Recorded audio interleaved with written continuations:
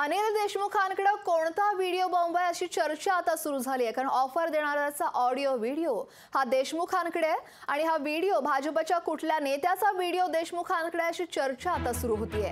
कारण ऑफर देतानाचा व्हिडिओ अनिल देशमुखांकडे पॉडकास्ट विथ कमलेश सुतार या कार्यक्रमात अनिल देशमुखांनी या संदर्भात गौप्यस्फोट केला आहे आणि त्यामुळेच 4 मुद्द्यांची ऑफर घेऊन आलेला तो नेता कोण या संदर्भात सध्या जोरदार चर्चा होतीये।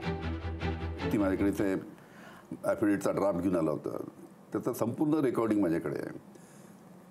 त्याच्यामुळे सध्या मी काही त्याबद्दल बोललो। व्हिडिओ रेकॉर्डिंग आहे तुमच्याकडे की ऑडिओ रेकॉर्डिंग आहे? व्हिडिओ आहे, व्हिडिओ ऑडिओ दोन्ही आहेत। कोण ही व्यक्ती आहे? म्हणजे आज सांगा ना तुम्ही महाराष्ट्राला। देशमुख साहेब, तुम्ही आज इतक्या गंभीर स्वरूपाचे आरोप करतायत आणि तुम्ही गृहमंत्री राहिलात, कायदा पुरावा मागतो तुम्ही। दोन्ही वरिष्ठ नेता भारतीय जनता पार्टीचा, त्याच्या अतिशय जवळचा त्याच्या विश्वासातला महाराष्ट्रात, आणि तो एकदा नाही आला महाराष्ट्रातलाच, एकदा नाही आला, 4-5दा माझ्याकडे आला। आता स्पष्टच सांगा तुम्ही, एवढं सांगतायत महाराष्ट्रात कोण वरिष्ठ नेते आहेत तुमच्या विरोधात? तुम्हाला कल्पना कोण आहे तर आम्हाला तुम्ही सांगा, आम्ही फार गेसवर्क करू शकतो, तुम्ही त्याच्यावरती जास्ती। भारतीय जनता पार्टीचा वरिष्ठ नेता देवेंद्र फडणवीसांबद्दल तुम्हाला बोलायचं आहे? आता जो कोणी असेल तो, त्या काळी, कारण तेच वरिष्ठ नेते होते विरोधी पक्षातले। आता जो कोणी असेल तो, मला नाव घ्यायचं नाही कोणाचं।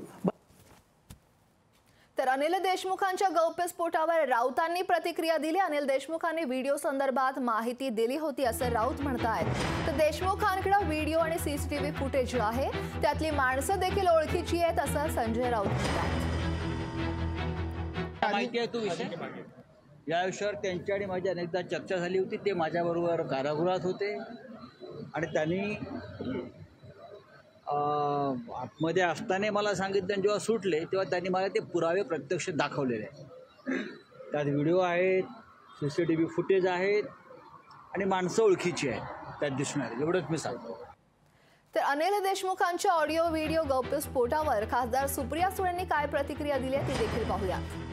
जर देशमुख साहेब जर काही वक्तव्य केलं असेल तर ते सत्यच असेल ना, दुसरं काय असू शकतं ना, कारण का चॅनलवर बोललेत ते। लोकशाही मराठी ऐका, पहा, जागरूक रहा।